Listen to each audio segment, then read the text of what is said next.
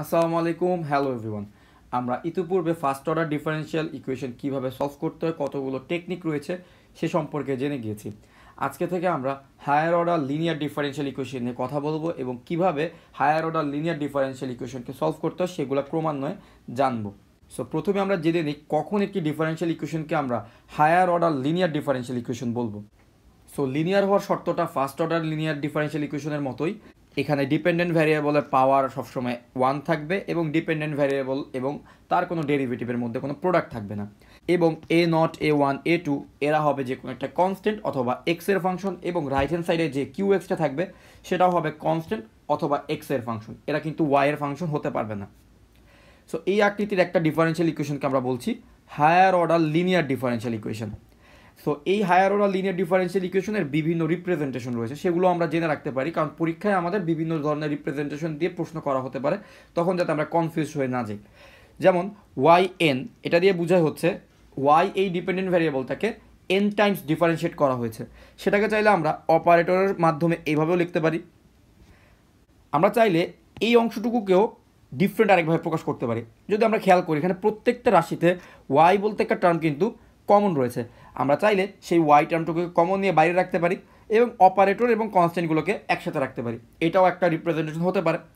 অথবা আরও একটা রিপ্রেজেন্টেশন রয়েছে যেটা পরীক্ষায় প্রায় দেখা যায়, সেটা হচ্ছে ক্যাপিটাল ডি এই অপারেটরটার মাধ্যমে ডিফারেনশিয়াল ইকুয়েশনকে প্রকাশ করা।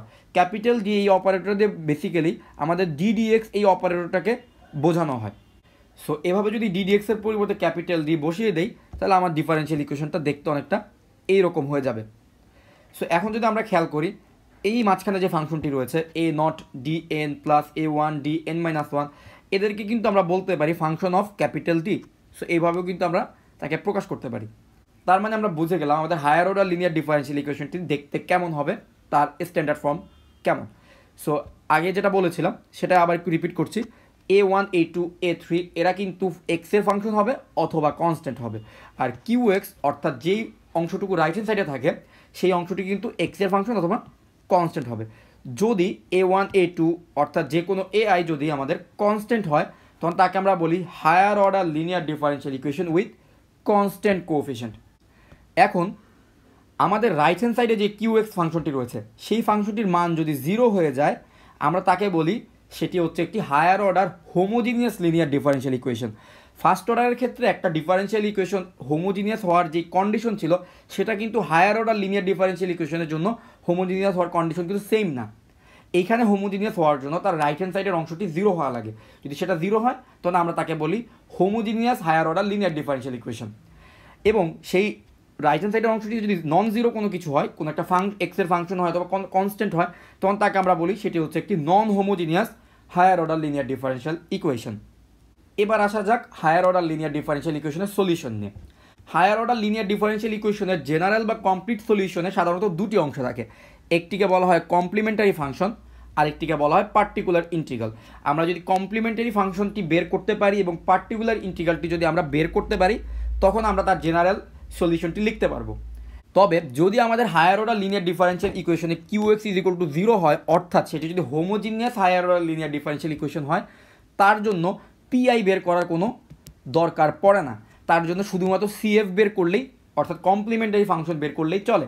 আর সেটি যদি non homogeneous higher order linear differential equation হয়, অর্থাৎ কিউ এক্স যদি নন জিরো হয়, সেই ক্ষেত্রে আমাদের কমপ্লিমেন্টারি ফাংশন প্রথমে বের করতে হয়, তারপর তার জন্য পার্টিকুলার ইন্টিগ্রাল বা পিআই বের করতে হয়। নেক্সট ভিডিওগুলোতে আমরা শিখে যাব কিভাবে কমপ্লিমেন্টারি ফাংশন সিএফ এবং কিভাবে পার্টিকুলার ইন্টিগ্রাল পিআই বের করতে হয়। আপাতত আমরা দুইটা রিমার্ক জেনে নিই। আমাদের এখানে প্রথম রিমার্কটি হচ্ছে সুপারপজিশন প্রিন্সিপাল।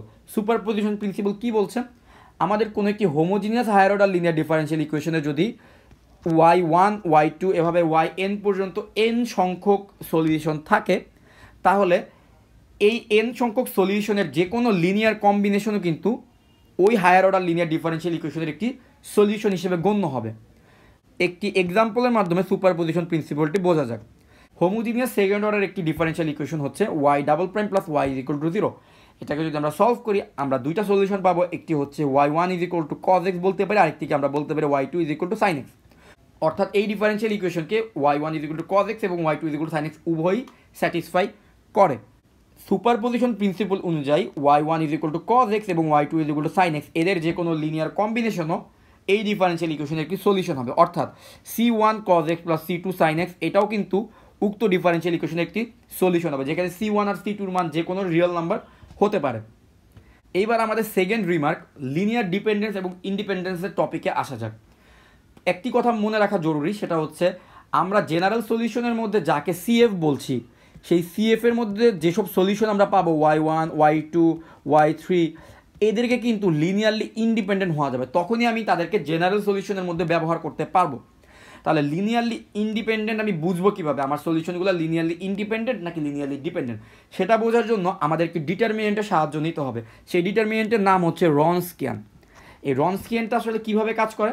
রনস্কিয়ান ডিটারমিনেন্টটা তৈরি করতে হলে আমাদের প্রথমে যদি একটি nth অর্ডার ডেরিভেটিভের nth অর্ডার ডিফারেনশিয়াল ইকুয়েশনের n সংখ্যক solution y1 y2 dot dot dot yn এরকম n সংখ্যক সলিউশন থাকে, এই ডিটারমিনেন্টটা তৈরি করার জন্য আমাদের প্রথম রো বরাবর y1 থেকে yn পর্যন্ত সলিউশনগুলোকে বসিয়ে দিতে হবে।